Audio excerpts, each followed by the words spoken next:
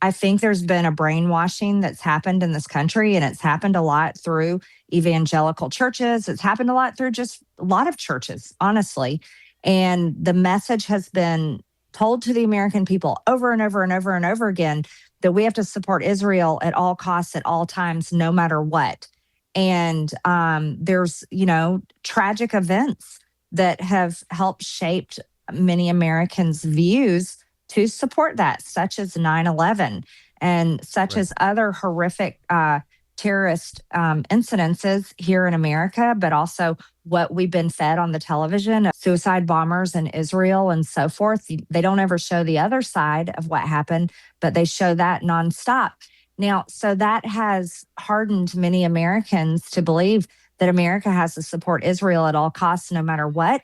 They use the verse in Genesis, use that against Americans, Christian or not, to believe that if you don't bless Israel, then you're going to be cursed by God. And that's absolutely not true. And you've talked about that a lot, thankfully, as well as others did.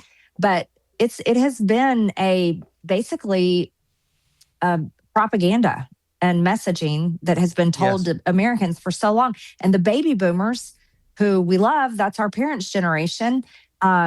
And not all of them. There's some really good baby boomers, but the baby boomer generation as a whole are the ones that have embraced it the most on Republican and the Democrat side. Both sides fully supporting Israel. Give them all your money. The best way we can help our grandchildren's future. They may be broke and can't have a job and can't afford health insurance and can't afford to do anything in life. And AI will totally replace their future jobs. But you know what? We got to stop Iran from having a nuclear weapon. And it's been that propaganda that has not only basically wrangled in these members of Congress and other elected officials that are fully supported by that lobby and the massive donor list that comes with it. It's huge. You have no idea how big it is. Jews and Christians. It's the AIPAC umbrella, but it's much bigger than AIPAC itself. Lots of donors that, hey, will write you a check and say, you just make sure that you take care of Israel. And so they are wrapped in and beholden by that money. And it's supported by Americans who have been brainwashed to believe that that's exactly what America has to do. But nobody ever talks about, Tucker, nobody ever talks about the fact that Israel has nuclear weapons. Israel has hundreds of nuclear weapons. Like, who's really going to mess with Israel at the end of the day? They have nuclear weapons. It's just like, do you ever see anybody freaking out about Kim Jong-un anymore in North Korea? No. No, because he has nuclear weapons. So what a lie it is that we really have to support Israel. I have for years noticed that there are people who truly love Israel. It's never bothered me. People love, I don't know, model trains or kite surfing or what. People love a lot of things. I don't feel threatened by it. You're allowed to love whatever you want, as far as I'm concerned.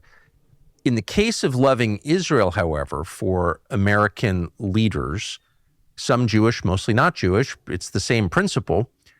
It seems like that love for Israel is accompanied by contempt for the United States, maybe even hatred for the United States. What is it? Maybe it's impossible to serve two masters. Maybe you always wind up hating one of them. Maybe that's a biblical principle. Maybe that's true. I really don't know the answer. But among that group that we're talking about and that you served with, did you ever have conversations offline where they said, we've got to do something about, I don't know, health insurance prices or opioid ODs, or I don't know, the elimination of our kids' employment future by AI, or any of the truly pressing, in fact, ominous problems this country faces? Did they ever talk about that stuff in private? I just laugh.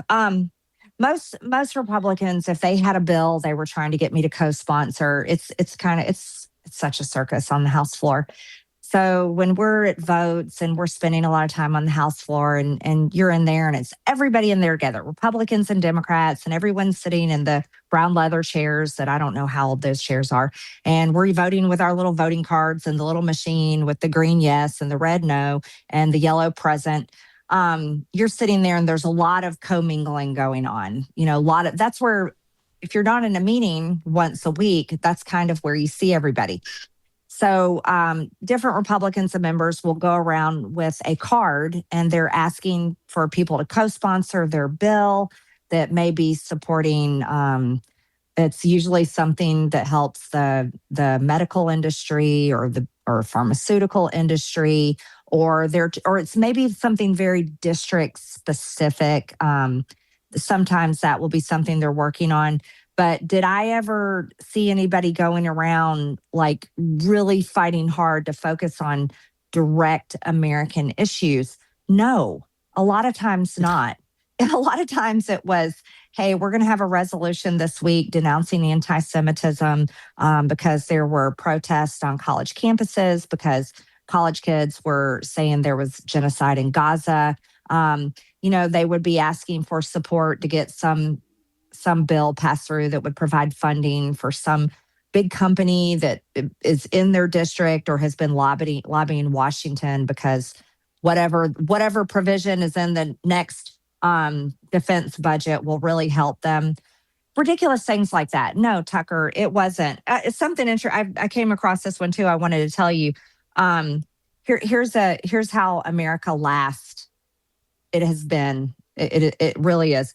Um, so they renamed. Remember, Trump came in and they renamed the Department of Defense to the Department of War. That has cost, the Pentagon has estimated that it's cost approximately $52 million just to rename the Department of Defense to the Department of War. That's the kind of stuff that a lot of Republicans will come around and say, hey, we gotta get behind the team and get this done. But do they ever come in and Yeah, it's very disheartening that they never actually talk about healthcare or anything. I know Bernie Sanders does a lot, but that's pretty much it. Everybody else seems to ignore the fact that most Americans don't have health care and are struggling paycheck to paycheck just to make ends meet. It's crazy. I think Marjorie Taylor Greene is I don't know, she's like telling all, and she sounds sincere to me. I don't know, but I know she was on the other side for a long time, but she sounds sincere. Yeah, it's a bad look. It's a super bad look. And she had first, she had eyes inside, so she was seeing, how this was going from the very beginning. Anyways, yeah, like, follow, subscribe.